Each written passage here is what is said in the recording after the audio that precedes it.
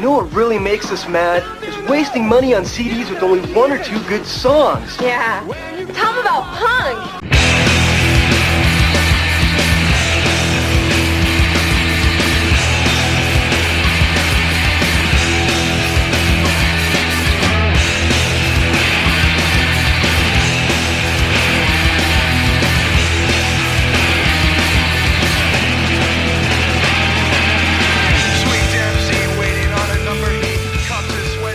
What's up, posers? Welcome to Punk Lotto Pod. I am your co-host, Justin Hensley. And I am your other co-host, Dylan Hensley. Yes, and this is the show where we assign our guests a year and they choose one punk, hardcore, emo, or punk-adjacent album from that year for us to talk about. And today we are joined by Chris and Cole of the band Easy Prey, who are an Austin-based noise rock. We kind of talk about it a little bit on there. I don't know that they would agree. They tend to say post-hardcore. Band who released an EP last year called Relentless Struggle. It's sold out now, so you can't have any, but you can still go listen to them. And what are we talking about today? We are talking about the year 2003 and the album by Give Up the Ghost / American Nightmare, We're Down Till We're Underground. Yeah, this is a really, really fun conversation. We talked about it a little bit, but this is a record that Dylan and I have not really experienced before, despite it being a pretty big deal. We're the dummies. Yeah, this is a classic. It's a classic for a reason, which we will get into. Yeah, and the conversation is just really fun. This is one of those ones in the vein of the Ancient Shores episode or the Demons episode. Like, anytime where there's like 4 people on an episode, those usually tend to be a little more raucous. Divergent, if it matters to some. But you can also hear some more of our conversations over there on the Patreon. We're at patreon.com/punklotopod. This week we're doing a starting 5 for the year 2003, where Dylan and I each choose 5 albums each from that year to talk about. Yeah, I think we got some interesting selections. Yeah, I think we managed to avoid talking about a lot of hardcore stuff on that. I had one pick that was hardcore, but it doesn't really factor into what we talked about today. Yeah. We went with a little bit more melodic stuff over there, so check that out. For $1, you get access to all of our bonus audio. We also still have our $10 tier open. That is where you get to choose what album we talk about for an episode, and those have been really fun. I can't wait to do the next one. Dylan, you got a Substack. You threatened to write one the other day. I've got an idea. If I do it, I will try and write that this week. But yeah, trying to find some new routines now that I'm settled in and we're back on format. So hopefully we'll get that going again. And then, yeah, we're on all forms of social media: Instagram, Twitter, Facebook, email, punklotopod@gmail.com, and our voicemail is 202-688-PUNK. Leave us a voicemail. Leave us a review on iTunes. We haven't had a new one in a while. Give us a rating. Bump us up. We got to get those old reviews from old format out of there. These guys don't know anything. Yeah, we sure don't. And we just admitted we never listened to this important record, but maybe they were right. Self-declared experts of punk rock. I've never called myself an expert. No. But enjoy the show. This is a really fun one.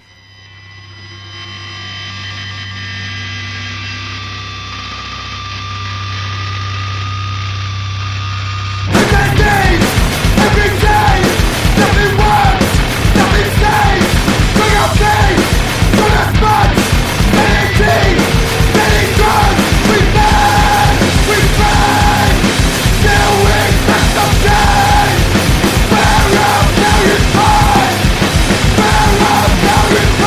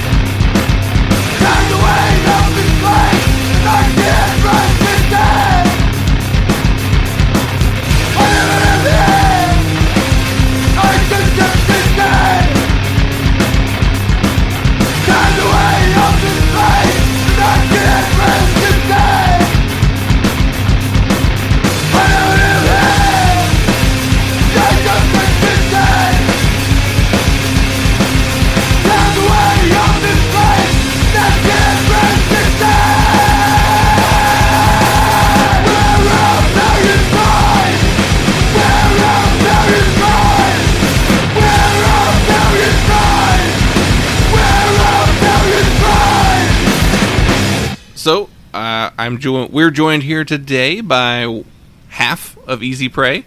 Why don't you each say your name so that the listeners know who we're talking to today? I'm Chris, and I am the throat/vocals of Easy Prey. And I'm Cole, and I play guitar. Awesome. Well, thanks for joining us. Thank you guys for having us. This was kind of a long one in the making. I think we originally started messaging in the beginning of July, maybe? Or maybe even the end of June. Yeah. It feels like a while ago. I know we've all had a bunch Our of stuff schedules going are just terrible. Yeah. I do remember it was like one of you was going to be out of town the week we had originally chosen to record, and then I was going to be out of town the week after that, and then Dylan was moving the 2 weeks after that, and it was just like we'll figure this out later. We'll do this one day.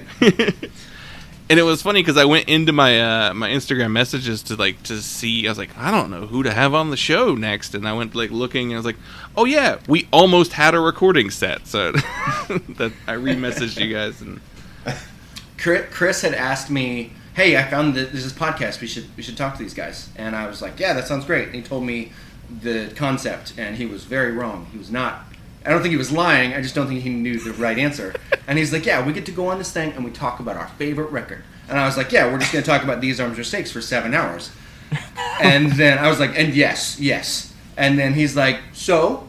It's a little different. When I was like, "Well, what's it called?" And he's like, "Punk Lotto." And I'm like, "Yeah, that probably should have, whatever." We don't get to choose. You did a great job. The clues in the name. Yeah.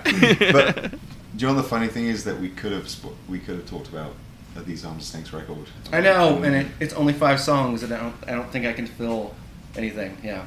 That's the thing. Is like 2003 was a hard year. yeah, Because there's so many records that I do still love, and then there's so many records that I definitely loved then and do not want to talk about now. yeah. There are some records where it's just like I loved it then, I cannot listen to that now. Yeah. Yeah, I totally understand. I think it's funny. I wonder. It's like you got the wrong podcast. You were trying to get a hold of Turned Out a Punk or something like that. I'm not. We're doing that next week. Yeah. I'm not Damien Abraham. Well, awesome. I'm glad we finally got this set up. I was trying to actually remember the first time I heard Easy Prey.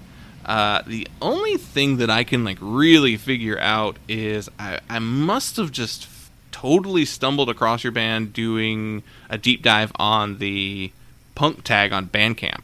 I feel like that's how I first became aware of y'all. Did y'all have an earlier, half the album was up on Bandcamp at one point before it was fully up? Probably. We're not very good at the internet. Yeah, we're considering. I mean, we're both in our 30s and Yeah, we should be better at this. We've been in bands savvy. forever, but everyone you finish a record and you're like, well, it's not out yet, but I want all my friends to hear it. Yeah, and I'm so tired of texting this shit to people. So we'll just put a song up, and then we're like, fuck, no one's gonna release this because we did a terrible job of this. So we definitely. I think we did a couple. I mean, off the last EP, which is only 6 songs, we put out 2 songs before the record came out fully. Yeah. But then we had the 8-track album, I guess. Yeah, it's not really album. We put something out a few years ago, and then we did a 2-song cassette with a different singer before we met Chris, which is I think somewhere, I don't know. I imagine this stuff exists on the internet. Yeah, I must have caught it right before Teeth came out, because I remember oh, this is pretty cool. I want to make sure to follow this band so that I can make sure to get the full length whenever it pops up. And so then Teeth came out, and I remember really digging that album EP. We're not sure what it is. Yeah, mini album. Yeah, yeah. It's either a short album or a 4-song too long EP. But either way, it's funny because I remember.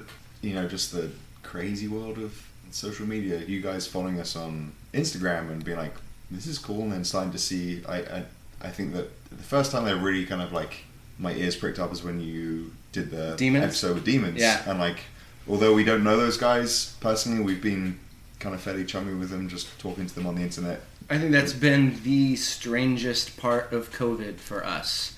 And I'm sure you guys hear this a bunch, but no one can tour, so everyone's automatically legitimized.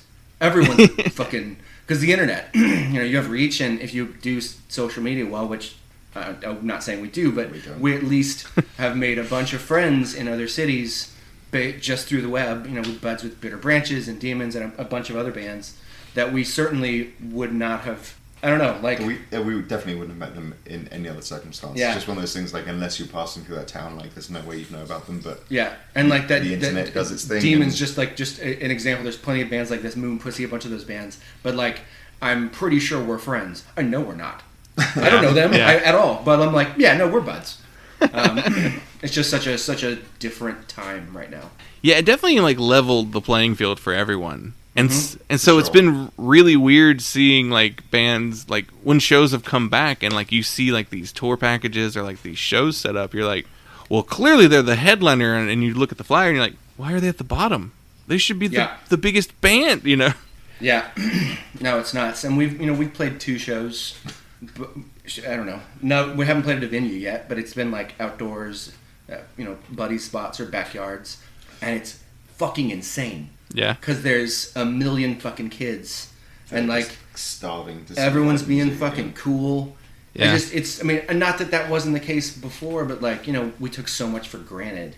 But it's almost. The weirdest thing for me is kids that are turning 16, 17, 18 that are now just getting into this kind of music. Yeah, and all of a sudden they're just oh shit, there are bands playing that are playing this kind of music, and I can go and see them. And it's I know, it's kind of fun. Yeah, we played a backyard show with our buddies in Exhalants and Glassing, and both bands I fucking love, but seeing kids just kind of mosh to Exhalants made my 18 months. It was just fucking perfect. Yeah, if you're not familiar, they're kind of Chicago post-hardcore noise rock. They're just blunt, and it's disjointed, and it's not the sort of thing that you can mosh to, but just seeing kids have a push bit to and I the gnarliest riffs, and and that record came out before lockdown, I think, or did it not? Either way, I wasn't able to see them on this record at all, and so getting to see some of those songs live as one of the first bands I've gotten to watch is just maybe things aren't okay, and maybe this isn't a good idea, but I like this. Yeah, it is different because you're coming from Texas, which is kind of in the news for how poorly it's being handled, thanks to your ain't good your horrible governor. We're only in the news a little bit less because Florida is somehow fucking up worse than we are, which is not surprising. I mean, I don't really know if I want to come in second place to Florida. Yeah, either we beat them, obviously, or way different, but. If things go poorly next month, California is about to tell y'all both to hold my beer and go absolutely off the rails. Really, I didn't know that. If they recall the governor, we're right, because that dude wants to come in and repeal everything. Yeah, he's like I promise, and you're like fuck you. Yeah, that's great. That's great. It's a scary time. Yeah, you have just moved here. Our governor has COVID right now. Yeah, I saw that. Good. Which is fantastic, obviously. A present. It's kind of gotten to the point where I am at the level where if people are like, oh, I'm not vaccinated and I got COVID, and I'm like, good. Fuck you. I'm sorry. Yeah. I don't know what your vaccination status we're not. This doesn't take. Yeah, we're not here to fight with anybody, but we are very loud about all this shit. That I think it's just we've had a year and a half of just utter fucking mundanity of being stuck inside and changing how you work, changing how you socialize, and I'm fucking done with it. I want it to be over so bad, but I also don't want to be the person that's just fuck it. No. And I was stuck inside with a 5-year-old. I know how to play Minecraft now. That's a fucking thing that I do sometimes. Whoever did the that sounded you get it. A pained understanding. He's a fucking sweetheart, but I'm gonna drown him. Don't say. Can you edit that? Yeah, you can't. Yeah, you actually. You know what? He deserves to know. Yeah, he deserves. That he just might.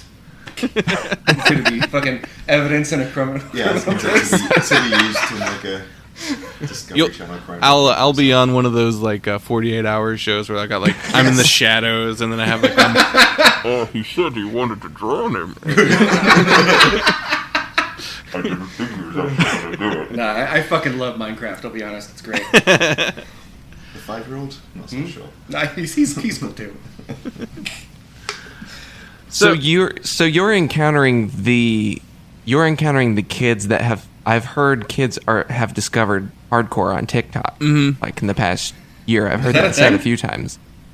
Yeah, like I mean, I'm not sure what TikTok is. I follow a guy that posts a lot of, or reposts a lot of videos from TikTok onto his Instagram, and just seeing these kids talk about like they've just learned how to play guitar in a heavy way, and they're like, "This is the sickest riff ever. You should hear this shit." And then like kids film themselves doing like mosh pit moves. What's the and, riff? You're mean, not gonna. It sounds. Oh, like, it doesn't matter. to be Okay, honest, I thought you were like, oh, I gotta fucking know what this riff To is. be honest, it sounds I heard it's the sickest riff ever. It sounds like something from 2003. Yeah. So, Well, Yeah, it goes like here to talk hardcore.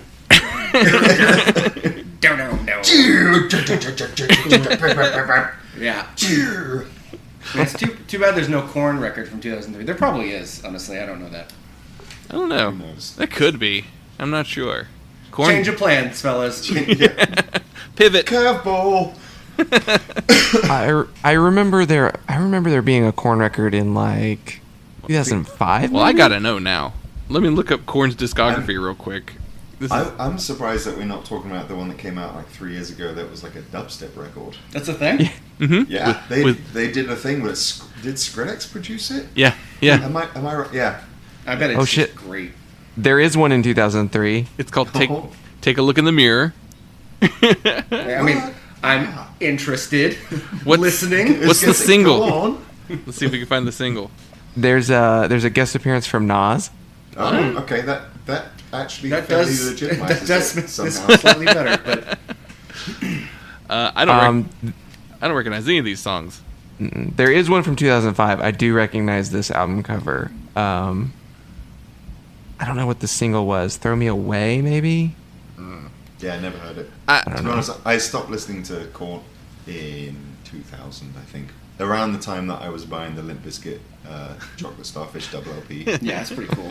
No, that's rad. And the one step closer, Linkin Park 10-inch. Oh, a 10-inch. That's Yeah, good. it was a 10-inch. Just limited, Definitely. limited to dish. That needs to be known.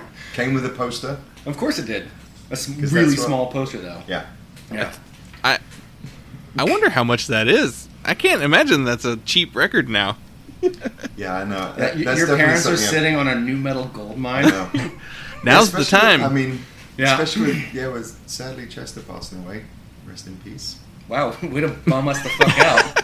Jesus. So, I've got a funny Linkin Park story. Oh, God. It's not even funny. It does sound funny. It's not even really much of a story. But my ex-wife, her uncle lived in California, in LA. He was the director of music at Paramount. So he was like a big shot dude. Had a music studio in his house and stuff. I remember pulling up to their house one time and just like parking the car. This guy comes out, he's got a kid on a scooter, and it was the fucking bassist from Linkin Park. Did he work there? He lived there. He lived in the house next door. Hilary Duff lived on the house the other side, so you kind of get an idea of what kind of like situation they're living in. But I was like, oh hey, you're in Linkin Park, and he was just like, yeah. Yep, I am. And I was like, No more See you later. questions. You're like, in 10 years, this is going to make a great story when I tell everybody.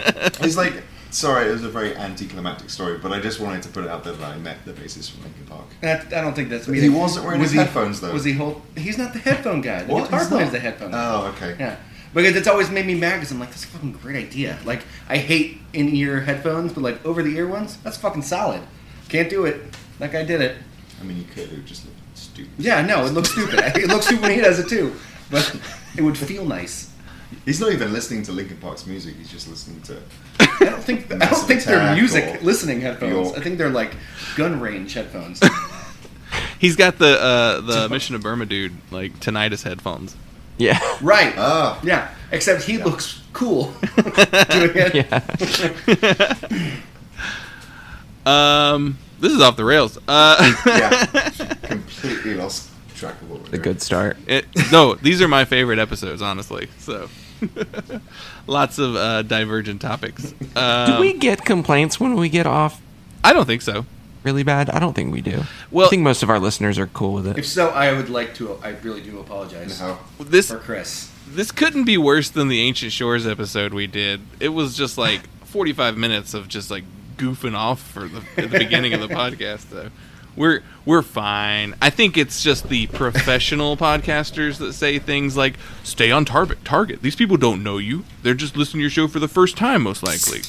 I mean, unless you come from radio and go into podcasts, the concept of a professional podcaster just makes me want to fucking gag. Just like, it's like, yeah, you've got a laptop with a mic set up and you're talking about true crime that is ripping off someone else that's already done the same story. Hey man, let's not bring true crime podcasts Okay. into this. They didn't do anything to you. There's really no reason. And one of the things that I think bothers me most about a lot of like podcasts is where there's like, Here we go. Ready the bleep button. is where it's like there's like I mean, you love, is it Last Podcast on the Left? Yeah, I do listen to that. And I've tried so many times to listen to that. Like, they talk about things that I'm interested in, but it's like, I always feel like I'm missing out on some kind of inside joke. And it's just like a bunch of dudes that happen to be having a conversation about a particular topic, and someone just happened to be recording it, and they put it up, and I'm like, I feel like I'm missing out on, like, I don't feel as involved in the story and the conversation and the chat as I should do. I get it. You're not, in no way is that an incorrect statement. I think the other side of it is like, that's why you enjoy people talking about stuff. Fake friends. Fake friends. They're not real friends. You're like, they're my friends because they're in my ear. I do this podcast every week, basically, and I don't listen to any podcast. Really? Yeah, Good for like, you. I'm just like, Well done. I make, I train monkeys, I make monkeys, I don't train them. It's an interesting analogy. It doesn't really fit. I, on the other hand, like listen to like 20 hours of podcasts a week, mainly me because too. my job allows, my job doesn't actually allow me to listen to them.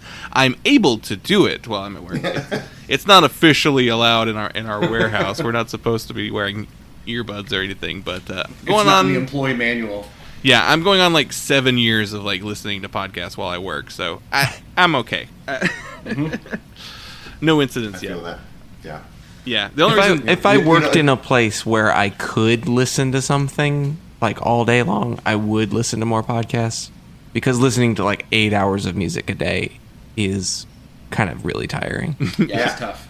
Mm-hmm. Well, I mean, agree. that was the thing. Like, my old job, I literally was 12-hour shifts, so it was just like, I'd listen to podcasts until my phone died, charge it for an hour, and then come back and listen to music. And like, yeah, listening to music nonstop is fucking exhausting. Mhm. Yeah. There's literally only so much that you can like absorb and enjoy before it just becomes background noise. And so I started listening to podcasts, and I did the same thing. I'd like binged on these gruesome true crime podcasts, and was like, I need to listen to music because I'm just like burnt out. And listening Have to you someone guys talk about ever depressing stuff. gone to a live podcast taping? no.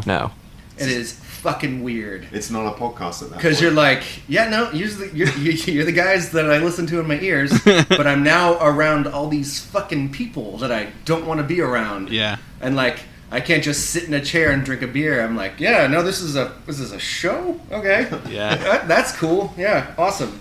I love Not too when like you're listening to a podcast for a long time, and then you like look up what they even look like, and you're like, You're like, what? that's not right. That's insane. That face doesn't go with that voice. So welcome back to our podcast about podcasts. Talking pod. The podcast from 2003 that we have chosen to talk about is When was the pod? Oh man, I'm going off a weird tangent. Probably avoid that. But When was the iPod? I was gonna say, like, when were the first podcasts? And I feel like 'Cause that's when it started. 6 Yeah. or 7's probably when they started taking off. But yeah, We don't need to go down that road. I wanted to talk about your newest record, Relentless Struggle. Came out on 1407 Records, or 1407. Not sure how they... Yeah. We're not sure either. Either one is great. So we had played a show with this band called Boy Wonder, who used to be Denton based, and they moved to Austin. Mm-hmm. And they were like early 90s, kind of like post-hardcore, Yeah, they're hardcore, rad. noisy, kind of shreddy stuff.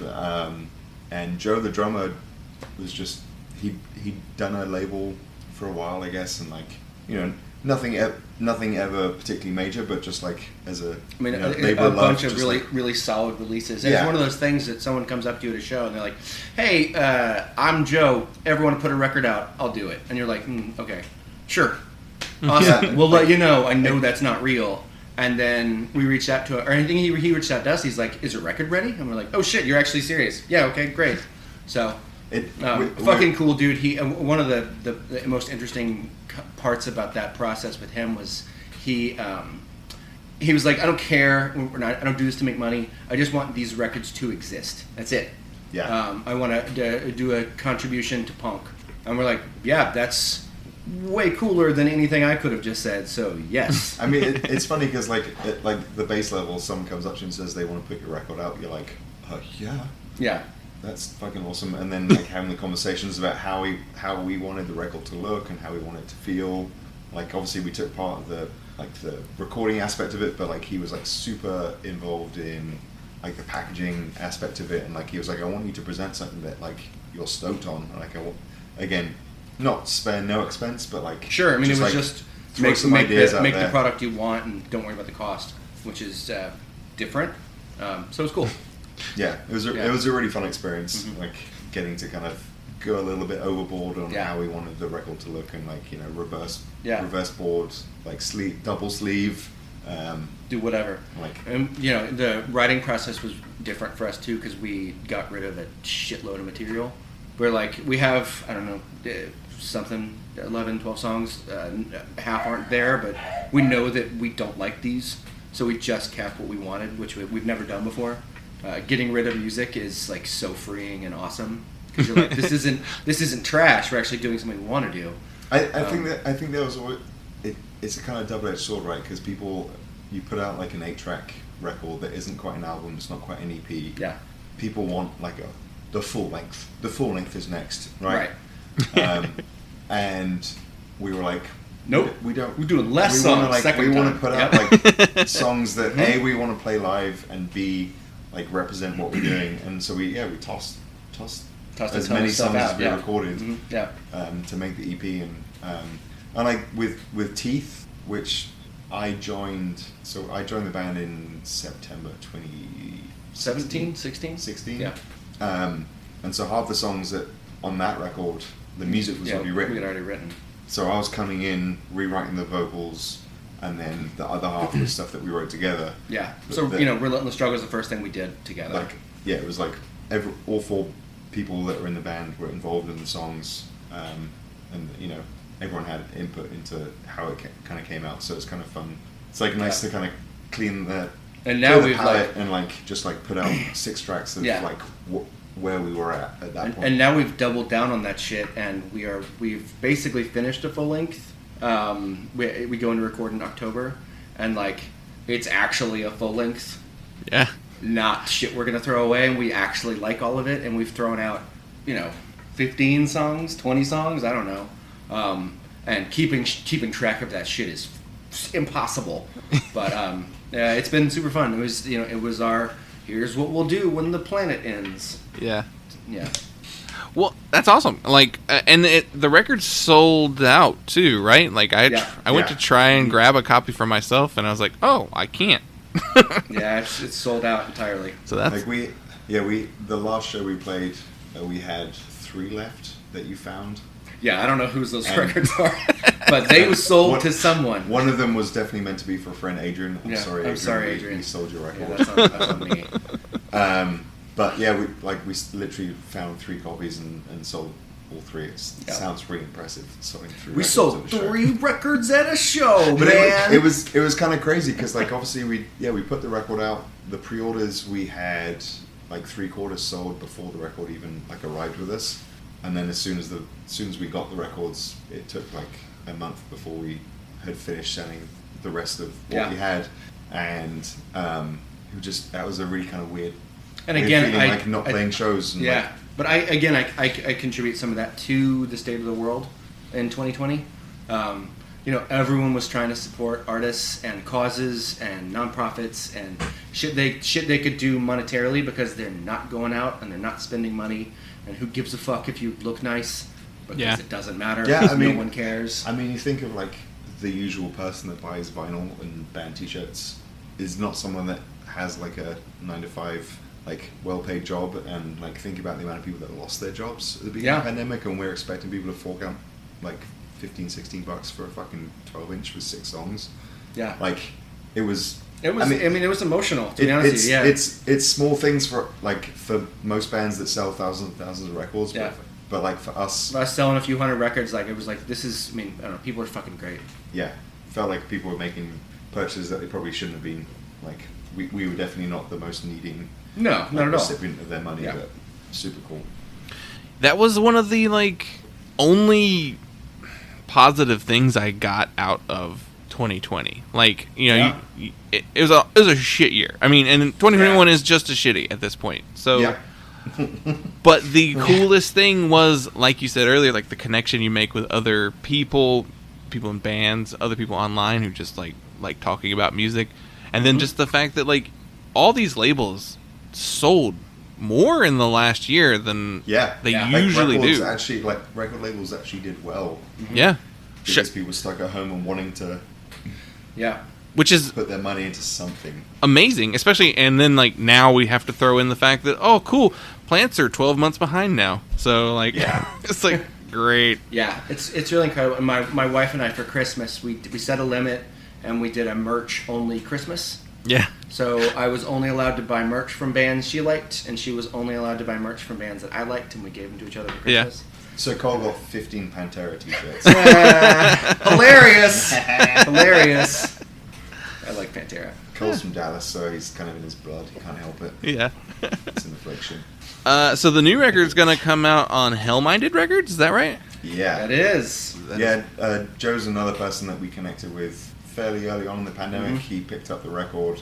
I don't really know where the kind of seed was planted, because we connected with so many different bands and people like all over the States and in Europe and stuff. I think one of the biggest ones for us was connecting with Bitter Branches. I don't know if you guys are familiar with them. Oh yeah. Like Tim Singer, Absolutely. Big guy. Yeah. Super early on in the pandemic, obviously they put out their first EP, and It just fucking crushes. I just remember just sharing it, being like, holy shit, this is crazy, and it took me a few listens to be like, oh shit, this is Tim Singer. Yeah. Yeah. Which I know it shouldn't be, because it should be like immediately obvious, but like just one of those things. And just started speaking to Jeff, the drummer, and connecting with Tim, and just creating that relationship, and then just have them talking about us to their friends, and specifically Joe at Hell-Minded, just mentioned us to them, and so we were able to connect with Joe, and had a cool little Skype conversation with him, and talked about the potential of him putting out a record, and he was just like, yeah. He was in. Yeah. He was like, I don't want to hear demos. Like, I didn't know give what a you're shit. doing from the EP. Just like record something, and we'll figure it out. Yeah. But I guess now with the record pressing situation, who knows? we're hoping that have May of next year be when the vinyl comes out. But I guess record pressing stuff is definitely going to factor into that somehow. So we'll see. But are we allowed to talk about the Tim thing? They talked about it on a podcast, so I guess we can. So Tim from Bitter Branches and all the other bands came to Austin to do other things. He did not come to see us, but he came to our practice space, and we wrote a song with him, and we're gonna do that on the record. He reached out because he has friends that moved from Philadelphia down to Houston, and so him and his wife came down to Texas, and they went to Houston for a few days to see their friends, and then came up to Texas. And he was like, "Hey, I'm going to be in town. Do you want to meet up for coffee sometime?" And I was like, "Yeah, I mean, of course I want to hang out with like one of my favorite fucking vocalists of all time." And so we went out for coffee, and I was like, I don't know if this interests you. I know you're here with your wife. Like, it would be really cool if you wanted to come to band practice. We're practicing tonight. It would be fun to just like talk over some ideas." And he came to practice, and it was just super cool, just like having those conversations with him and talking about, band stuff that he's done, and like him growing up in like the late 80s, early 90s, like New York hardcore scene stuff. Is just like, as like a scene nerd in terms of like, I love the history of like punk and hardcore, like wherever it comes from, the bands, the communities, the venues, the zines, and all that kind of stuff, and the labels. Like hearing him talk about it from a scene that I grew up listening to, and just being like, you were there, you were in it, you were like screen printing T-shirts for Gorilla Biscuit's first like EP and stuff, and like That's just awesome. like mind blowing stuff that I think to most people are just like, that's cool, and I'm like just fucking melting down just listening to the stories he's talking about, like Zach from Inside Out like starting this new funk metal band, and we're like, Rage Against the Machine. But the plan is to have Tim guest on one of the songs, which would be really, really, really fun. If they're not straight trash, so Yeah. we don't. Yeah. It's hard to say right now, but yes, at some point we'll know that. That's absolutely amazing. Like that is one of the coolest things. Like as someone who's into heavy music, like Yeah. that's just one of the coolest things you could have happen to you as a band. That's really awesome. That Bitter Branches EP is so good, and like So good. the new single they just put out. Those two songs are perfect. And so good. I don't want to brag, but I've heard Jeff send me the full record, like at the mixing stage, and then after it was mastered, and it's a bona fide. If it's not a fucking modern classic, and if it doesn't go down that way, they have been fucking robbed, because it's incredible. It's so fucking good from start to finish. You didn't offer, but I don't want to hear it. I'll wait till it's appropriate. It's not mine to share. Yeah, I get that. It's one of those things. It's like, you need to hear this. Yeah. You need to hear this. Like friends that I know would be stoked on it, but like, it's not my place to just. They're really doing it right. Yeah. That's amazing. So you've uploaded it to Napster, and now Lars, and yeah, and Lars Ulrich will become knocking on your door for his cut. I'm just doing it to bait Lars, because I want to start a band where he fronts it, and we're called Lars and the Ulrichs. That's the whole plan. I don't have anything else. It's gonna be fucking good though. So. Well, the last thing I have really in my notes or questions or whatever you want to call this. You're set to play No Coast Fest. Yes. It's still happening as of now, right? As of now. Yes. And Helmet is one of the headliners, which is on the day that y'all play too. Yes. Yeah. How is that feeling? It's fucking crazy. I mean, I know it's the Page Hamilton band now, and it's not Helmet, but like if they play stuff off Meantime and Betty, like I'll be fucking off Right. the place. Yeah, It's I mean, so fucking it's, stoked. I learned to play guitar listening to Helmet and Rage Against the Machine, and playing those songs very badly. And like, no, I don't think I've listened to a ton of Helmet since the 90s, but like that band is so influential for me, like learning how to play like drop tune stuff and like kind of like a start stop heavy stuff. I don't know, Helmet's fucking amazing. And then the next night Kowloon Walled City is headlining, and that is stoked. probably one of like our collective favorite bands. Yeah. So Yeah, that I'm very excited. When we got sent the kind of the rundown of bands that we're going to be playing on certain days, and we saw that we were playing with Helmet, we were just like, What the fuck? God. Yeah. And then, I mean, again, nerding out on stupid stuff that doesn't really matter, but like the fact that we are, so we're playing like fourth from last on the night that Helmet's playing, so we play, then our buddies and Exhalants play, and then Meatwave, who to be honest, I don't really know, but apparently the kids like them, and then Helmet, and it's just like, back to the alternating between two stages. The setup at Noco seems to be like, it seems like they've got stuff kind of dialed in. This will be like the third one that they've done. Jeff's done an awesome job kind of filling up the the roster with like. Yeah, it's really, Jeff from Horries, and they're from Denton or Dallas. I don't know. think they're Denton, but it's another fucking awesome, noisy, heavy band. And he was in White Drugs. He was in White Drugs, and they're playing a set too. Yeah, they're an AMRAP band. But the Grasshopper Lies Heavy is playing Saturday, and they just put out hands down the record of the fucking year. It is terrifyingly good. It is, especially those first few listens. It's a hard listen because you're like, this is perfect. This is terrifying. It's awesome. Yeah. Well, the lineup for their festival is Just crazy. Yeah. It's stacked. Yeah, from front to top, Yeah. it's stacked. That's so cool. Like, so we got your Dead Guy connections, you got your Helmet connections now. Even your music, I would say, is kind of in that world of Helmet, Dead Guy. Yeah. I mean, like, I think vocally, like, Tim's a massive influence. I think riff-wise, Helmet's obviously very present. Mm-hmm. And I mean, that was always the goal of the band, was to just like write songs that reference stuff that we were into and stuff that we listened to. And like, there's definitely stuff that we know we can't play, so we're not going to try and do that. But like, we try ska. and bring no ska. But I tried, guys. I don't know. You won't budge. Well, that's awesome. I'm super stoked to hear the new record. I'm happy that all this cool stuff's happening for you. That's really a great time to be an Easy Prey, apparently.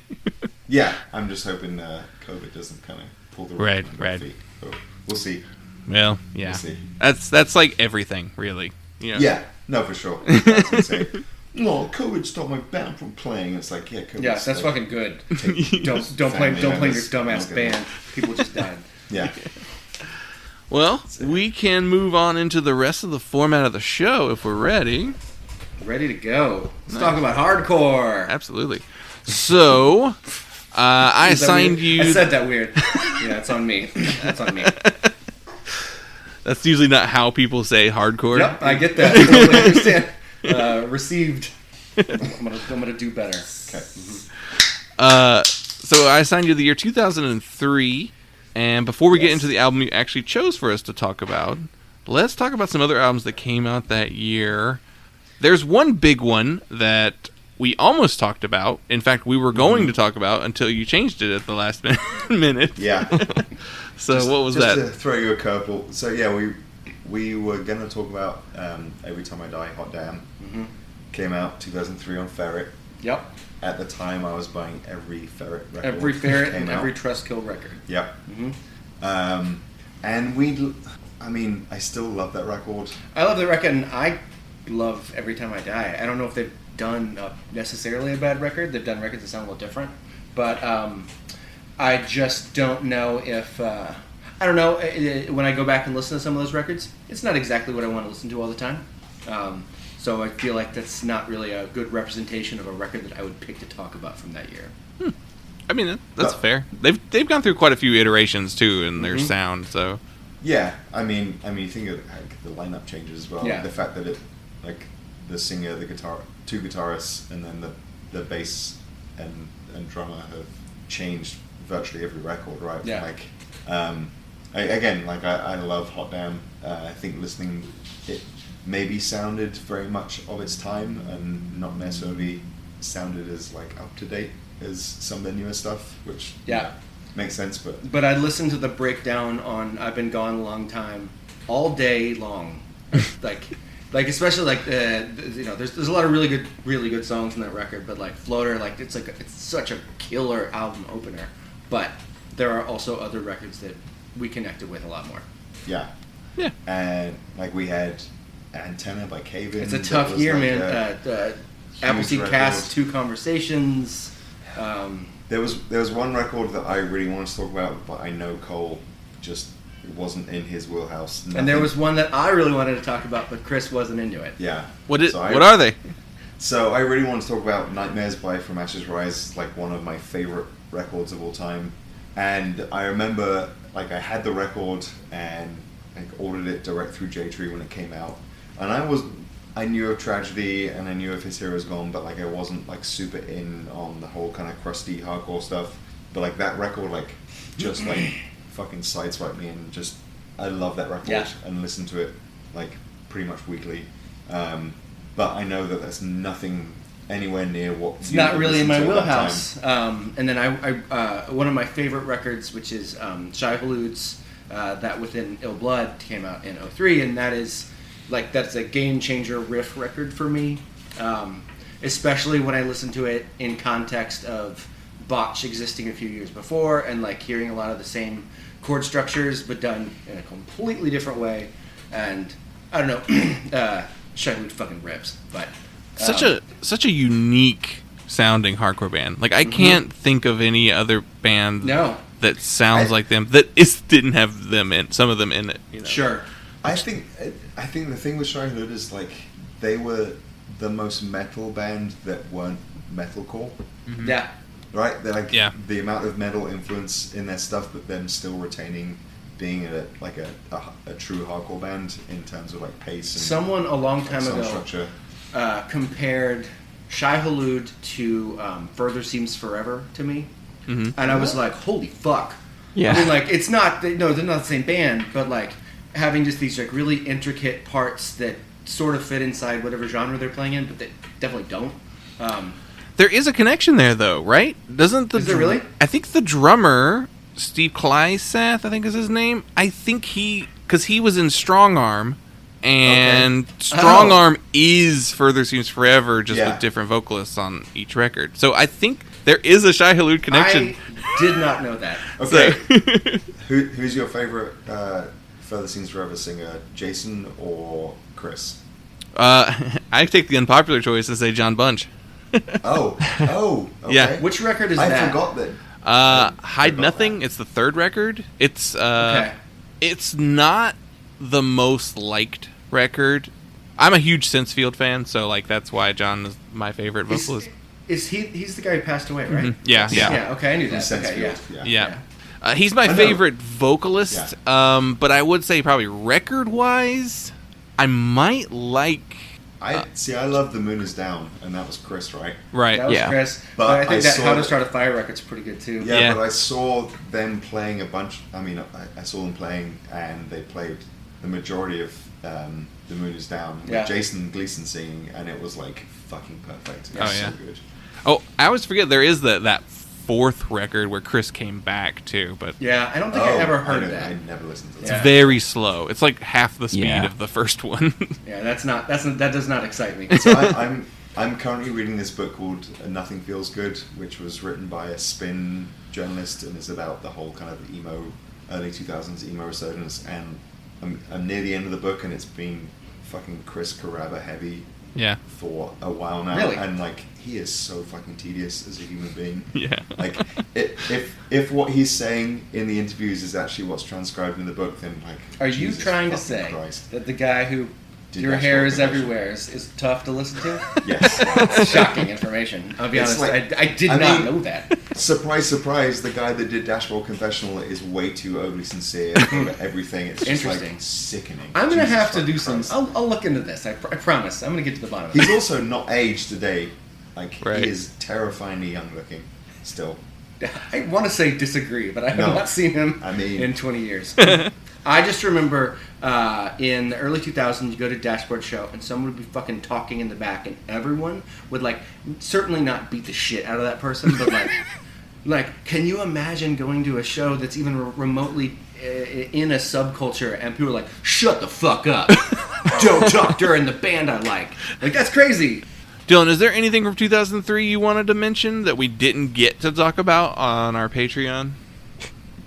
For the sake of brevity, I will simply mention that in 2003, I was 13 years old, and I bought Two Lefts Don't Make a Right, but Three Do by Reliant K. Like the month it came out. So that's like my big record from 2003. Is that the one with Batman Ride? And that's the only Reliant K song I think I've ever heard. And he's talking about how he lost his cell phone on a Batman ride. And I'm like, that's kind of funny. But I don't really want to. I'm not into this. I mean, I'm just looking. We nearly wanted to talk about Deftones. Oh, it is. It's chapped lips, chapstick, things like chemistry. Yeah. Yep. There was Deftones self-titled. There was. I mean, I don't think we ever talked about Transatlanticism, but that's a fucking killer record. We talked about the Weaker Thans record. Oh yeah. Yeah. Fucking love the Weaker Thans. Goddamn. Perfect Cole wanted band. to do Avenged Sevenfold. I did told not. him that we did not want to do that. I'll be honest with you, I didn't. There was Cursive, Ugly Organ. That year was just insane. Yeah, we had a deep conversation about the Blood Brothers Burn Piano Violent Burn. Not that necessarily wanted to talk about it, but it's such an interesting record. Mm-hmm. Or it's an interesting time in heavy music for sure, because like bands like that were on the cusp of the mainstream for sure. And if you listen to that record now, you're like, this is kind of fucking crazy. Yeah. And it's crazy that this was this popular. Not that it's not good. I mean, a lot of it, like with the Fucking's Greatest Hits, the second song on that record has like one of my favorite guitar riffs ever. But like overall, it's bonkers. And you know, it's a Ross Robinson record, which is nuts. Like he went from doing like fucking Slipknot records to you know, like bands that tour with Paper Chase. I don't know. It's such an interesting time when like, you know, I don't know that major labels don't exist the way they did then or maybe ever will again, but like where the underground, I don't know, had some sort of weird showing. Yeah, I mean, I think that kind of ties in a little bit into the record that we're going to talk about. Yeah, for sure. I think there's something about that. I think there's a connection as loose as it probably is to that stuff. One record I really wanted to talk about was A Dead Sinking Story by Envy. Mm-hmm. Oh yeah. That record was something there's a magazine in the UK called Rock Sound. Absolutely. They do a cover mount CD every month, and they Rock Action, which is Mogwai's label. Oh, okay. They did the European pressing of A Dead Sinking Story, and I remember picking it up as soon as I could. And my old band back in the UK had the chance to play with Envy, and it was like a life-changing experience. We didn't fit with them. It was like it shouldn't have worked, but like they were so gracious and like no like zero to like very little English. Yeah. Like Envy ability, is but, one like, of the few bands that while watching them, I've only seen them once, saw them in Austin, and I was just fucking open-mouthed. Like I was like, this is just a different thing. Yeah. I'd never seen a band that was able to like flip between really beautiful like post rock like instrumental stuff to just like fucking crushing, raging, and it's fucking stuff. Riffs too. That's the thing with Envy. It's not just like a wall of sound, which that exists too, but like the guitar work is nuts. Yeah. Yeah, they're different. I love Still that. not the record we picked to talk about. Yeah, let's get into the one you actually picked. So, I gave you 2003, and you selected Give Up the Ghost, We're Down Until We're Underground.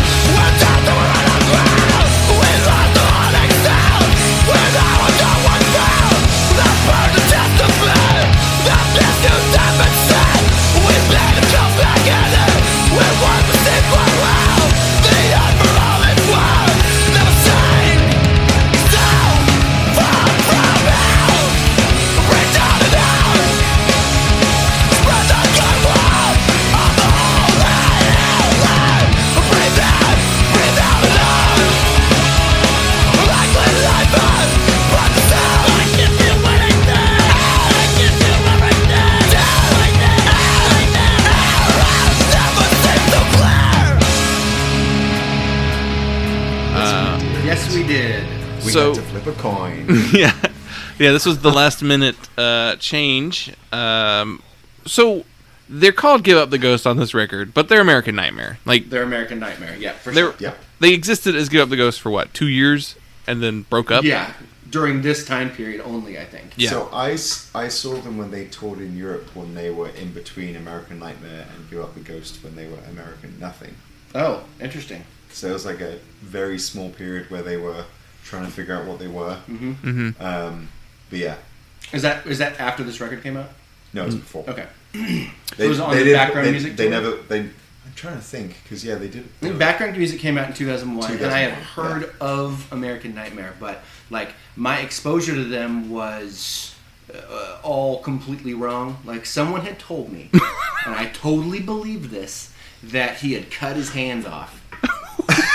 Yeah, and I totally believed it because I was a fucking idiot. And I was like, that's fucking hardcore, man, right? Like, I don't know, that's super dumb. I obviously know that that's insane. That is, but it's one of the wildest stories I've heard. Yeah, and that's a not true story that you were like, wow, this somebody sounds legit. tweet at me if you've heard that story. I don't use Twitter, but like that was like and I had never heard them, and I was like, oh, I'm obviously gonna go figure out who the fuck you're talking about. And I'd only heard Background Music. Okay. Which is honestly pretty rad, but it did not have the effect on me that Down Til We're Underground did. Yeah, so the bass player that was in my band back home in the UK, Shane, I love you, but your music taste for the most part was fucking awful. Like, he was like super into Guttermouth and Goldfinger and stuff that was like there's no shame in liking those bands, but the band that we're in and what we wanted to be was so far removed from the kind of comedy stuff, even though we had we were called Mr. Belding, right? So we had a stupid name. Everyone, like, whenever we played a show, we got billed as a ska punk band when we weren't a ska punk band. Did you guys have upticks? We did not have upticks, but we had the ska punk band name, so everyone kind of assumed that that's what we were, whatever. But like Shane was the bass player, and like he was always like, you need to listen to this band. This band are fucking amazing. And I was like, dude, like last time you told me to listen to the band, it was Guttermouth, or it was the Vandals, or it was MXPX. Like, I'm pretty sure I'm not going to be into it.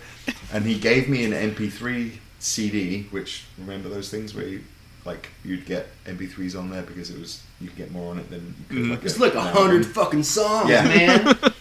And it was MP3 CD, and it was Background Music, and We're Down Til We're Underground. And I remember listening to it and being like, dude, I'm so sorry. So sorry. I really doubted what you're giving me, and I just remember being like, holy fuck, this is.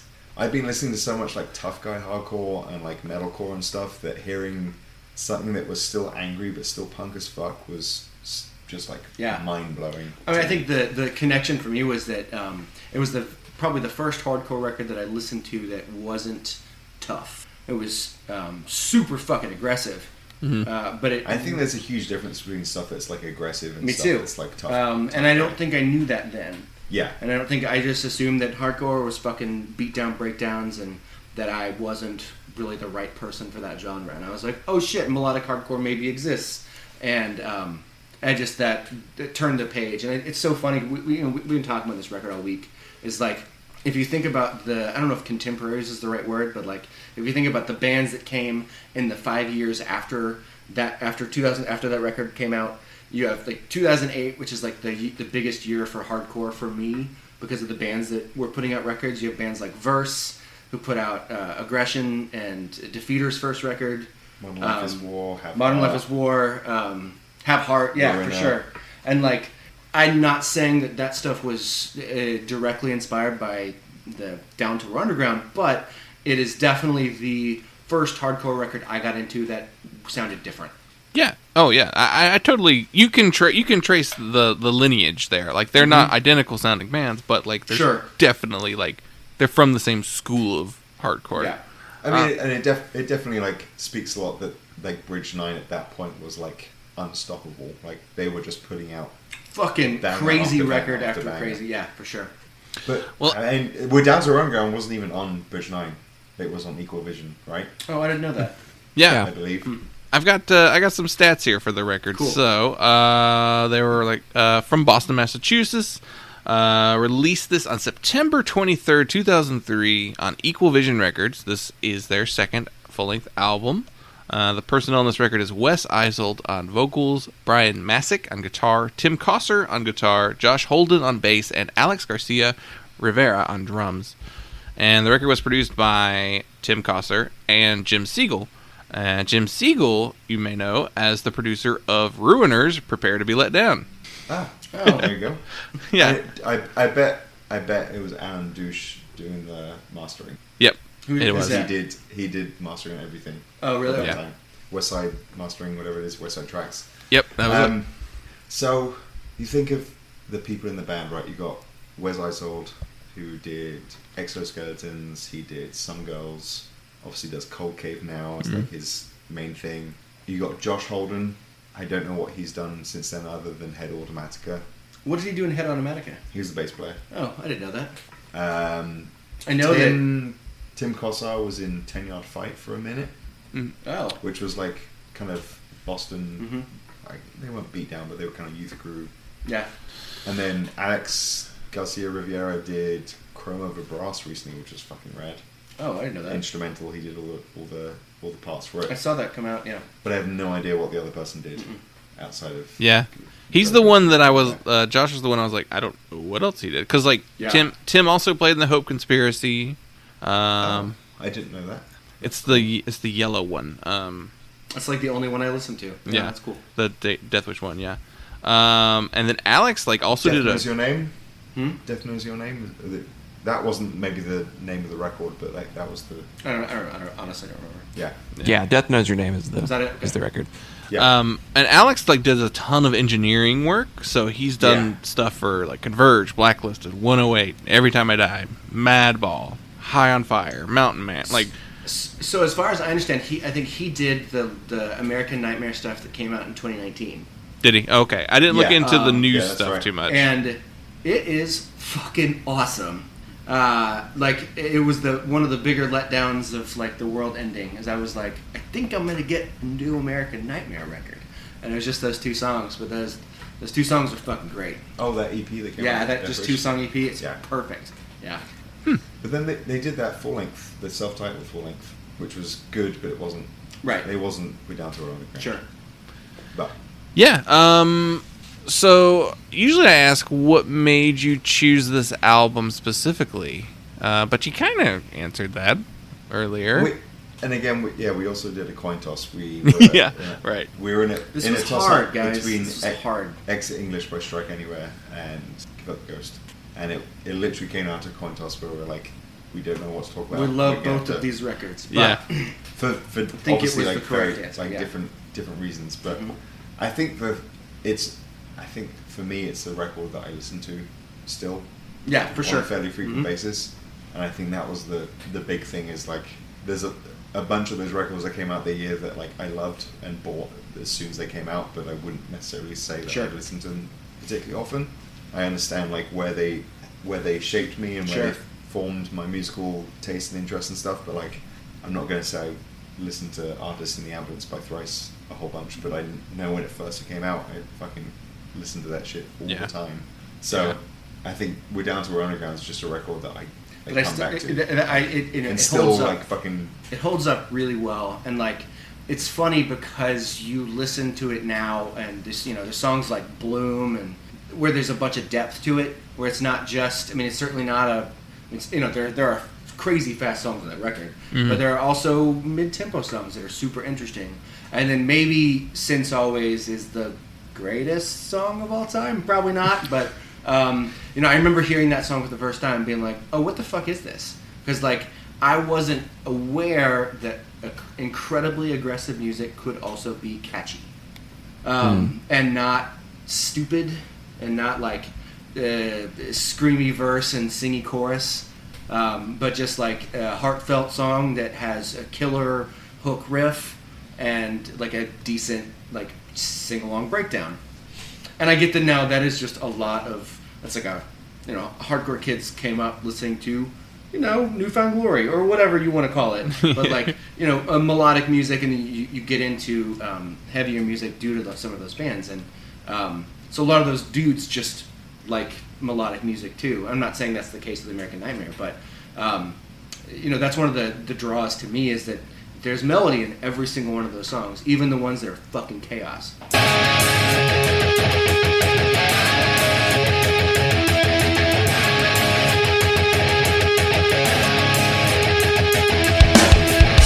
Myself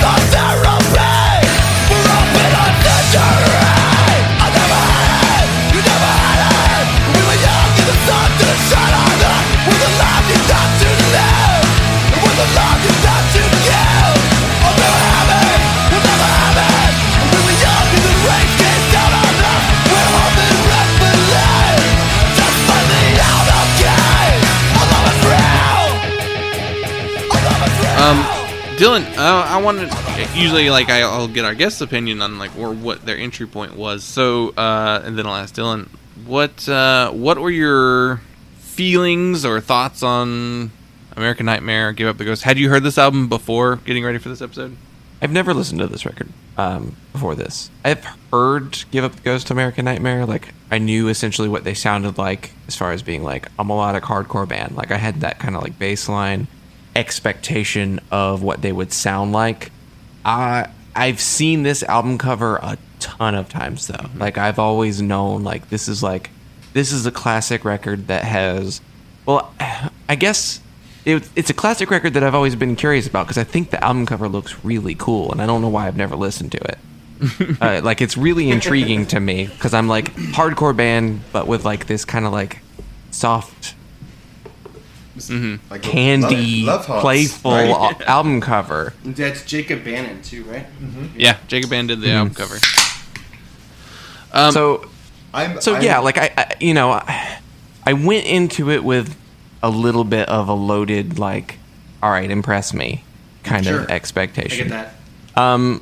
Which is not good, and I know that from doing this show. Especially, you can't go into a record with that expectation because it's not gonna live up to that. But I shed that expectation early enough in the record that it was able to build up towards the latter half of the record. You mentioned Bloom, incredible song. Like, that was kind of like the turning point where I'm like, all right, this is actually really good, and I see why this is the record that has like held up.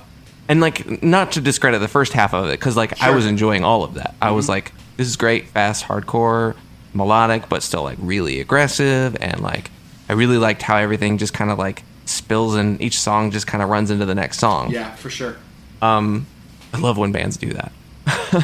So, like, it didn't meet expectations, but then it kind of like surpassed expectations in a way I didn't expect. So that's I think more rewarding than it being like exactly what I expected it to be. I get that. I think it is so hard to work backwards. I think it's always really hard to go back and listen to a record, and you've listened to the contemporaries of those bands for the last 15 years, and you missed a record 20 years ago, and you're like, yeah, this is cool. I mean, I feel like I've heard this in other ways. So I totally agree. I think that's tough. I think some of the benefit that you hear now is lyrically. A lot of the subject matter and just the way he phrases is still to me a little unique, but I maybe also think that because I like them. I mean, that for me, that was like a huge thing for me, is that the lyrics weren't ever dogmatic in the way that a lot of hardcore stuff was. And I don't think they shy away from like hiding the, like, especially Wes, like his Britpop influence. Like, I remember buying the Hellfest DVD and seeing them perform, and he's wearing like an Oasis long sleeve, and just like this whole idea of like bringing something that was way more kind of poetic, lyrically speaking, towards to hardcore, whereas you think of some like Throwdown that's just like, raise your fist in the air, drug free. and then he's talking about like, he's talking about like walking around like a neighborhood that's been built up near where he grew up, and like looking at the expensive houses and how that makes him fucking feel, and just this idea of walking around houses you'll never live in. Yeah. But like just approaching lyric writing and themes in a way more poetic and artistic way. One of the is like huge for me. Yeah, and one of the I think the themes of that record and the way that it fits with the title and the album cover is just like desperation. I mean, like, especially the way he delivers his vocals and the lyrics, but it's a desperate delivery. It is so heart-wrenching, especially in like the incredibly fast songs when it gets a little chaotic. It's like in a different band would take that concept a totally different way, but it's fucking crazy in all of the right ways. I'm kind of surprised that you had never listened to that record, because I am too, honestly. Because it's one of those records that I feel like when I was growing up, in my like late teens, early 20s, like punk friends listened to that record, hardcore friends listened to that record, like indie dudes somehow found their way towards like We're Down Til We're Underground. So it's kind of surprising. I mean, obviously, like, I'm sure there's records that you listen to that I've never even like dipped into, but like, just for me, it was one of those records that kind of spanned such like a wide spectrum of music people, and you know, people that were listening to it. Kind of interesting that you never really found your way to it. Yeah, like, you know, given that you're, you know, it was never handed to me, and I think that's probably a big part of it, because there's definitely plenty of other like big recognizable records where I'm like, it's the kind of stuff where you're kind of embarrassed to say you've never seen it. You know, or you've never listened to it. It's like with I think that, with like classic movies, and you're like, oh, I've never actually watched that. You know, I've never seen Reservoir Dogs all the way through, and I think every time I say that, people are like, "What the fuck?" No, man, I think that's super brave of you. but it's always. I mean, for me personally, I always find it super interesting when you talk to people and you realize like your musical upbringing is so fucking unique to your environment. Like, like my friend Alex used to wear an American Nightmare hoodie. It was just like the classic AN zip up hoodie. And I didn't know what it was for like 2 years. And then they changed their name. I went to see them when they were American Nothing. And then like We're Down Til We're Underground came out. And he was like, yeah, I've been wearing this shirt for this hoodie for a couple of years. And you're like, dude, check out this band. Like, why didn't you ever check out this band? Just AM. Like, I had no idea who they were. But like, it's like just, this whole idea of just like how specific everyone's kind of musical upbringing is. Well, and a lot of that is changing now because of the internet. Because like, there are records that I've just never heard because no one in my circle had them. Mm-hmm. Mm-hmm. And now I've forgotten all the names of those records. But like, you know, at someone we're like, have you ever heard this? And I'm like, no, do you have it? And they're like, no. Cool, I'll just never hear that record. So I can shed a little light on that as well too. So I too had never listened to this record before getting ready for this podcast. Wow. I mean, we are brothers, but also I'm 35, so or you're about to be 35, so like I should have looked it up on my own by now, but it was one that was like Dylan said, it was never handed to me, and I think part of that has to do with our unique upbringing. Is that we grew up in a Christian household where like bringing in music that wasn't Christian wasn't easy, and you almost had to like, I got to be ready to defend my choice on this record. So like in 2003, I've been like would have been like 16 maybe. So like I was starting to drive, so like any music that I did get, I would probably just keep in like my CD book or anything like that, and it wouldn't necessarily make its way out, but I wouldn't listen to it in the house. Sure. So, but we were also homeschooled, so that kind of limited what we were exposed to. So basically, it's like you'd find like-minded people, but like it was really hard. Like no one in our circle was into American Nightmare, either because like some of them were a little older, or they were also kind of in that same sort of insular little circle. So the point where I should have got into American Nightmare was probably during my Tumblr days, because like they shared these songs like all the time on that site. Mm-hmm. And just I'm thinking literally specifically about one of our great friends who has an American Nightmare tattoo of a little candy heart that says AEIOU. Dope. And I know this guy. About getting that tattoo as I was driving home today and thinking about this record, but knowing I was going to talk about it, I was like, that would be a cool tattoo. Yeah. So yeah, I like doing this show because it forces me to listen to things that I haven't heard or I should have heard by now. Sometimes I get to talk about stuff I'm already familiar with, which is always fun too. So like I was like, good, I'm going to get a chance. I'm going to dive right into this. I'm going to figure out why everybody loves this band the way they do. Because they do have this like cult following. It's like a cult following, yeah, for sure. And listening to this record, I was like, well, shit, I get it now. I really, like, I totally, like, makes sense for me now. Like, they're always one of those bands that I was just like, those people are way into that band. I don't quite get it. But, like, was never curious enough to go find out for myself what was going on. But I do think what you're talking about with the lyrics is probably, like, one of the key components for what makes them so unique. I think my friend even told me, he's like, I have a copy of that. At one point, they put out a book of poetry. It was just Wes Eiselt's like lyrics. I think Death Wish put it out, maybe, or like some small press that he was associated with. he has his own company called Heartworm Press. Yeah. And they do a lot of Cold Cave and American Nightmare merch. Yeah. But he also does like Prince books. I think he did some stuff for Ross Farah from Ceremony as well. He's like it's kind of like t-shirts cashing in on the kind of the cult level status of the band. Yeah. Being able to like sell limited t-shirts in 5 seconds, and also then printing poetry books, which is I think is kind of cool. I mean, he's obviously gone off the deep end now with his whole like Cold Cave persona, but like he's still super cool, and I'm into it. Whatever. I'll buy into it. Do y'all have any experience with Cold Cave? Not really. I mean, I've heard songs, but I've not. I didn't either. And because we were going to be talking about this, and in my head, I'm going to be like, well, I have to defend like every project this dude's ever done, which is fucking insane. But I realized that I heard a bunch of Cold Cave stuff. I just don't think I realized what I was listening to at the time. And like, it's the kind of music where I'm like, nah, I'm not into this, but I don't want to turn it off, and I want to listen to it for 7 hours. Definitely not into it though. No, because it's the same thing we're talking about. I've never had a lot of exposure to electronic music, so I mean, it's funny to me that you refer to it as electronic music, because I still think of it as like a band. They have a keyboard. They have a keyboard player. They have a live drummer. Reggie in the Full Effect, also 2003 record.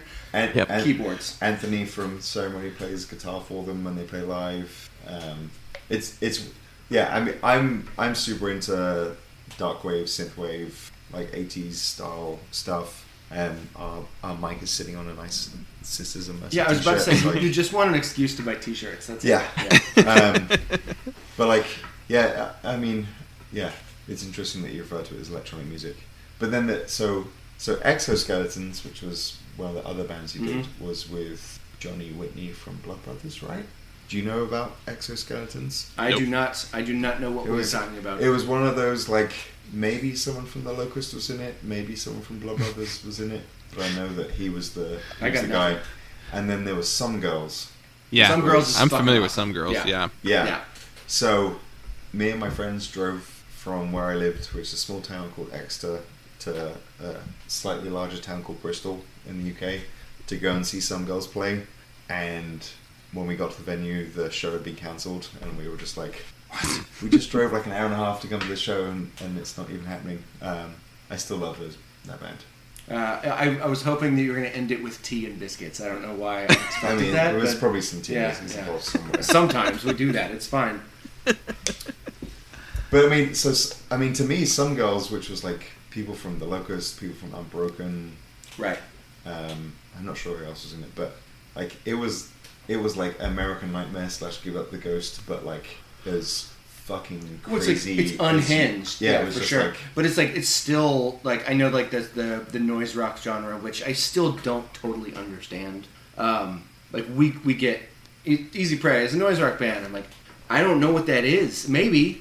But I listen to like a lot of noise rock bands, and I'm like, okay, we well, don't sound anything I don't think we sound like that. I know we play like a lot of like, so that's Well, okay. So there's like the two lane, like there's the diverging noise rock. So like early Jesus Lizard, Unsane, like a lot of stuff, like even some Helmet even gets thrown in there too. That 90s noise rock sound is completely different from what like the Locust sounds like, and those other noise rock bands like and Albatross don't sound anything like cows. I saw an Albatross, and it was, I don't know if I enjoyed it or not. It was like one of the most insane live shows I've ever seen. Like seeing someone with like a double triple deck keyboard setup, and then a guy that looked like he was having a bad acid attack at a Grateful Dead show from the 1970s singing. I was just like, I have no idea what the fuck is going on. It's like one of the most insane things for me to behold. But people were just like, this virtuoso shit, I've never seen anything as crazy as this. And I was like, that was like straight up pure noise to me. That was like, I couldn't pick out any kind of melody, any kind of rhythm. So noise rock is definitely like a very broad. Yeah, it's like a broad term. For there's sure. the AMREP sound, which I would say you probably fit more in that sound than the 31G like Locust stuff later. So I don't know where. I should really dig into that someday and try and figure out, like, how does this get the same tag as this, even though they sound like complete opposite ends. For sure. So, I was having a drink at a bar the other day, and they had reggae playing on the stereo, and I was like, reggae is such a specific type of music. It has to conform to so many specific things to be considered reggae. Because reggae doesn't conform to anything. Okay. I mean, Let's. I mean, I'm not. Yeah. like it's a certain. I'm not tempo, trying to walk on this at all. Like Just there's saying. like certain elements that you're like, this is a reggae song, whereas punk specifically and hardcore less. Yeah, I mean, So, one of the concepts around punk is there's no fucking rules, right? Like that's the. I mean, there are tons of rules socially, but musically there really are. I mean, you can kind of do whatever you want. And I think most of us and people who we associate with grew up at least in some way in the punk scene, and then we branch out to other genres, but we take those punk rock ethics, ideals, or whatever whatever you want to call it. Into those other experiences. And so, like, I don't know. Yeah, I just find it interesting, like, there are some genres that you'd think would be kind of anally specific about what makes it that genre. Sure. That isn't there, and, like, hardcore specifically is, like, it has to sound like this to be hardcore. Otherwise it's metalcore, otherwise it's noisecore, otherwise it's whatever, and punk is such, like, a huge umbrella to... But I guess, honestly, I think what you just said answers the question of what noise rock is. It's not supposed to be anything, so it can be whatever you want. Yeah. It's supposed to be fucking crazy and gross. But I just think also that people that are into noise rock, like, religiously and, like, very kind of dogmatic about what's, like, yeah, this band's not noise rock. Well, I think it depends on... This band's fucking post-hardcore. They're not noise rock. I think it depends on, like, the person and, like, the age of the person, too. Like, because there's definitely, like... An old dude's gonna be like, that's not noise rock, that's fucking spaz rock, or like, is that power violence? But no, it's mincecore. Yeah, man, genre names are fun. What is Scram a thing? Scrams is screamo. Yeah, oh, Scrams is just like an abbreviation of screamo. Oh, I did not know that. It's early 2000s internet, like, speak. Internet stuff. It's the defensive classification of true screamo that needed to be made when everyone was calling emo, metalcore, pop, post-hardcore stuff screamo. So you had to either not have a microphone or have your microphone faced in towards the drum kit. That's what made you Scrams, I'm pretty sure. I just want to be in a scram band. I don't know what that is, but I want it. Scrams. Scrams? It's pluralized. I'm fucking sorry. With a Z. With a Z. Oh, it is? Oh, Yes. I would not have caught that. Please okay, and thank you. So, I mean, so that was so when we're talking about the Blood Brothers record, Burn, Piano and Burn, right? That was the 2003 record for them. They had the kind of the mincy element to them. It was like very like femcore. Is that like the spazzy, sassy? Sasscore. There it is. Sasscore. There we go. Sasscore, is that a thing? Sasscore, yep. Yeah. So I feel like there's like a connection between that and what Give Up the Ghosts were doing. Very like tenuously. Like I feel like there was that, like, especially with the vocals, the song titles, like it was all very sardonic and kind of like snarky.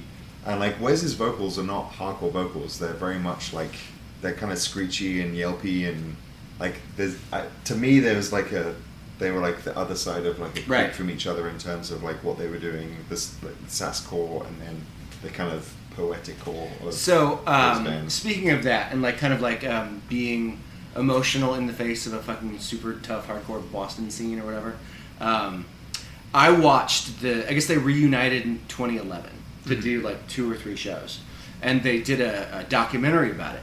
And so they shot most of the sets and did some interviews, and I watched the whole thing. And the concept of them playing the kind of music they do in a pretty tough scene like that is only made more evident when you watch it live, especially because they're playing live in Boston. And you like think of the bands that they had supporting them at those shows as well, absolutely. which were like and bands. the record opens with this incredible instrumental track, and then also closes with it.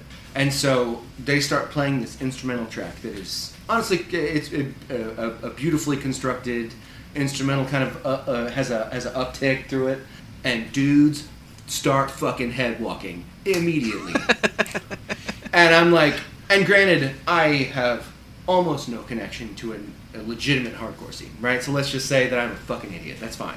But that seems excessive. But it's part of the experience. And you watch Wes up there, like, you know, kind of screaming his ass off, like, just like super emotional pieces, and like dudes will run through, you know, grab him by the head, and he'll duck out of it, and they'll stage dive, and you're like, oh yeah, because you're fucking good at this. And being in a hardcore band from Boston at that time, you have to realize that when you're writing a song, you're like, all right, we're gonna write this song, it's got this fucking straight up mosh part. Do we have the balls to do this live in a tough ass fucking scene? And I feel like that's a real thing. And to put a record out like that, which is not maybe directly similar to a bunch of the things that were happening at the time, is way tougher than putting out a beatdown record. The future could be awesome. It could just be yours. We could just be walking closer to closed doors. It was broken, then broken. We're hoping arms are open. When it rings, surrendering. Dying pretty is living well. Just press stop. Take it out, turn it off, return it. Another reason for everything. Everything except this. We can be the peace under and sound without no soul. We can sound like things were fine and find out they weren't at all. We can go back to where we was. Live life was felt so small. Back where we started, which was nowhere at all. Just press stop. Take it out, turn it off, return it. I got reasons for everything. Everything except this. This is a remix of the same thing that should be for. This is a remix of the same thing that should be for. You know, one of the things I thought of before I listened to this record is that I don't think I knew exactly what American Nightmare sounded like. So, like, their association with Boston and, like, Death Wish Records, like, I thought they were more in that vein of, like, Cursed, who released their first record in 2003. Sure. So I was like, oh, they're kind of that kind of hardcore, or even, like, there are even some metalcore elements to it. And listening to this, I was like, no, this is way brighter sounding. It's more there's upbeat. no metal It's influence. it's like it's a punk rock record with like hardcore aggression. Yeah. Like, it's like especially the production as well. It's like clear, it's crisp. Yeah. They don't. I mean, apart from the intros, and then there's the intro and the outro. There's probably like one song where they mess around with any kind of like guitar effects. Like the guitar tone is the same throughout the majority of the record.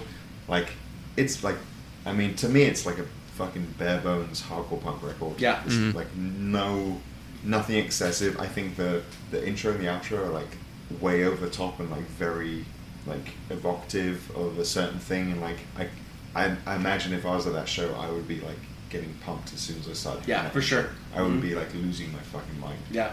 But like beyond that, they don't use any tricks to. No, I to mean, like get what it's just to convey the and message. I think that's one of the other crazy parts about that record is that these are not 4-chord songs.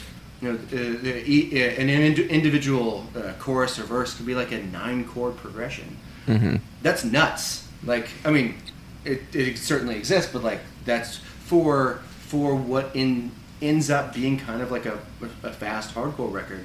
To me, that kind of breaks that mold.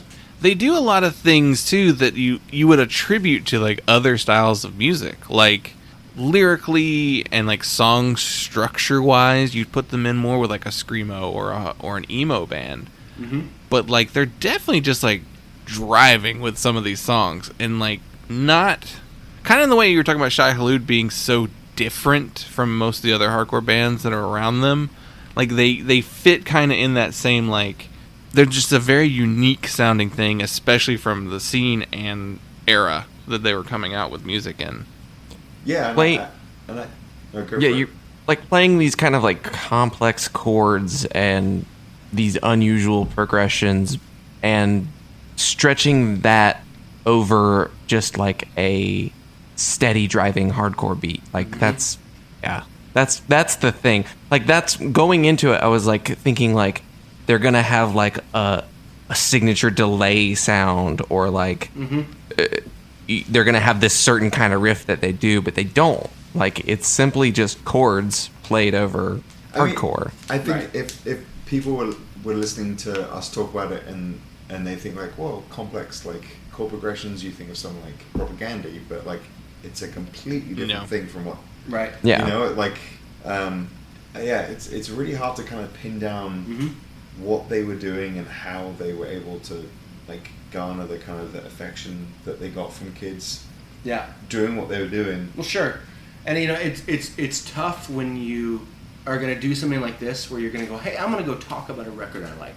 And I'm going to listen to it, I don't know, a bunch so I have a decent platform to stand on. And I go, I don't really know why I like this record.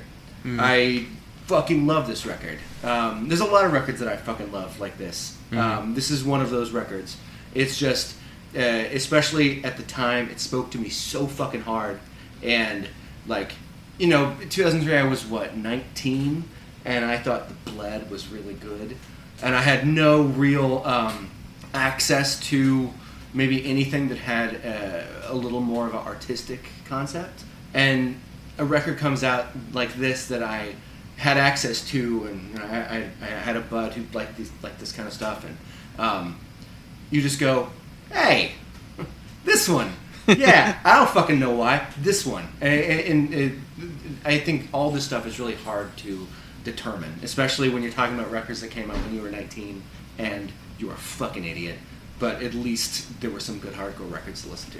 I think that is a really good case for it, though. I mean, what you said of it having a artistic conception. Like, I feel like this is a record that all of these songs, the way they sound, the way it's played, the way it's recorded, the way it's packaged, it's all thought of. Like it's there's intention. There's intention behind every element of it, and it's all kind of just ties into their aesthetic and what they want to say and how they want to look.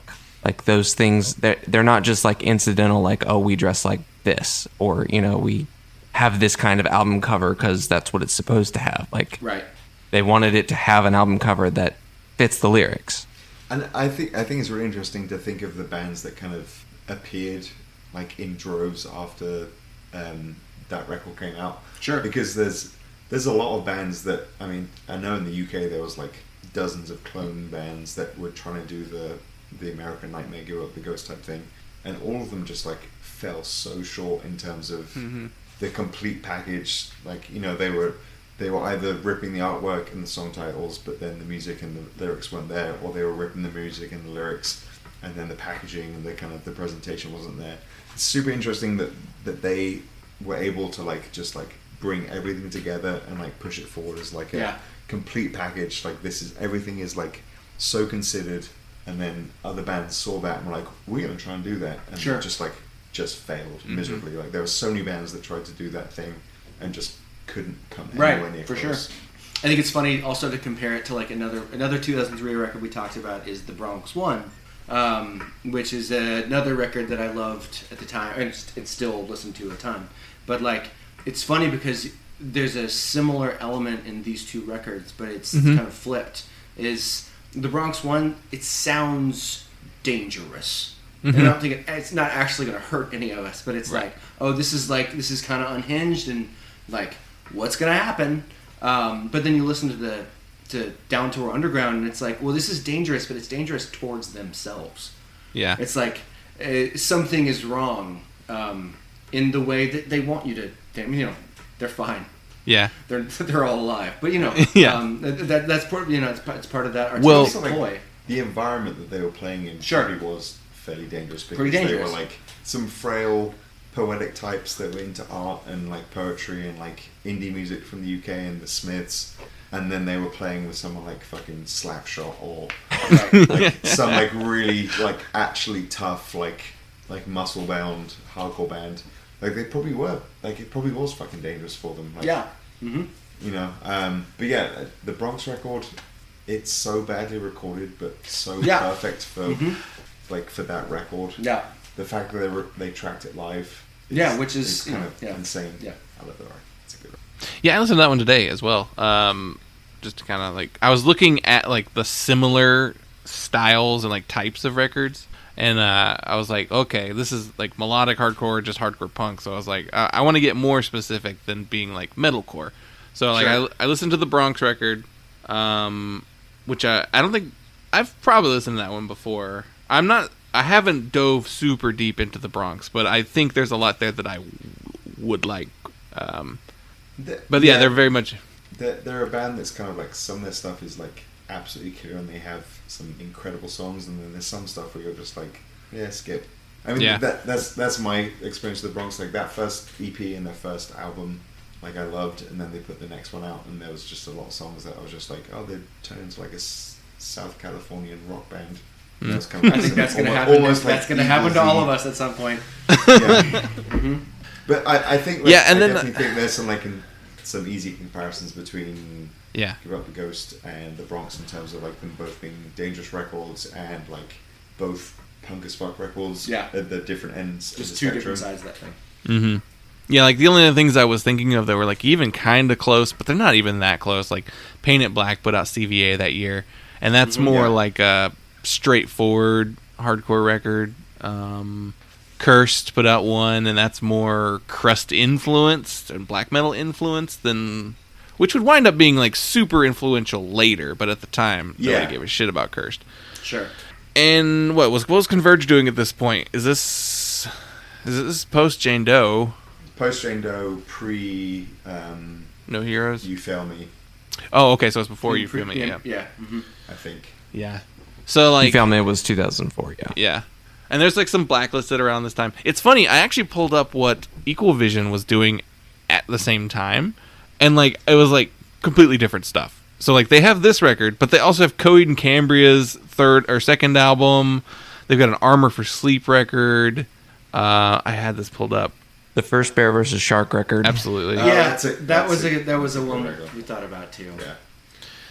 Equal Vision is definitely a very strange label. Mm-hmm. Like considering you look at their like initial mission and the bands that they were putting out at the start, and now like especially with like Bitter Branches putting out their record on Equal Vision. I saw that. Mm-hmm. If you go to their website and you look at the other bands they're putting out, you're like, what's this? They're fucking putting out like electro pop records by like I don't know. I think it's bizarre. I think they've proven that they are good at picking bands. Yeah. I don't think that neither two 38-year-old dudes are their target audience in any way whatsoever.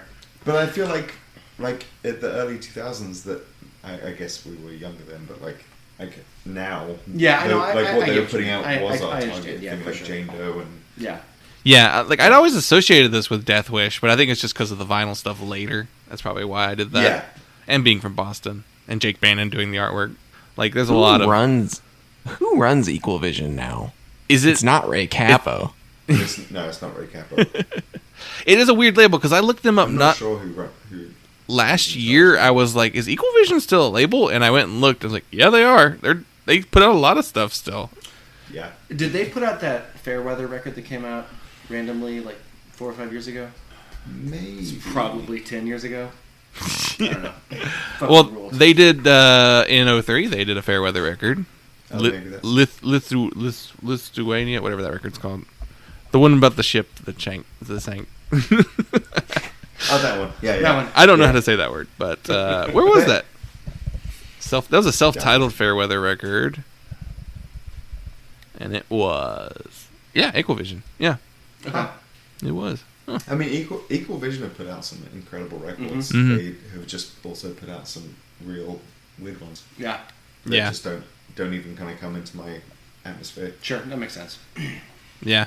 Well, we're at a good. Have we bored you enough with us talking about? Yeah. This is boring. I'm gonna cut you guys off now. I'm gonna give you the light. No, I think we've kind of covered a lot of ground with this. For sure. Checking out my notes, make sure I didn't miss anything, and I hear children coming through the door too, so that may be a good time to ramp things up. So,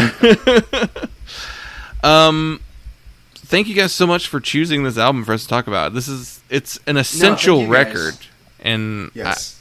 I've not been privy to listening to it before, so tell everyone where to get your stuff online, where to be following you, and all that good stuff.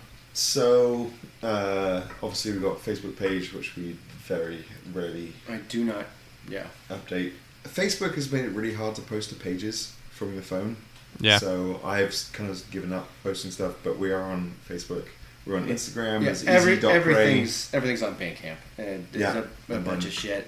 We'll have more merch up probably reasonably soon, is my guess. Yeah, and then like I said, we're working on a record that we're recording in October that's going to come out on Hellminded. It's called Oops, All Breakdowns. That's not real.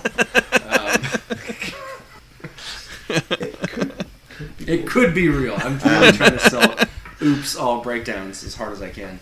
But yeah, we don't have any records left for sale. We got some cassettes from our last, from the first kind of big EP that we put out. Yeah.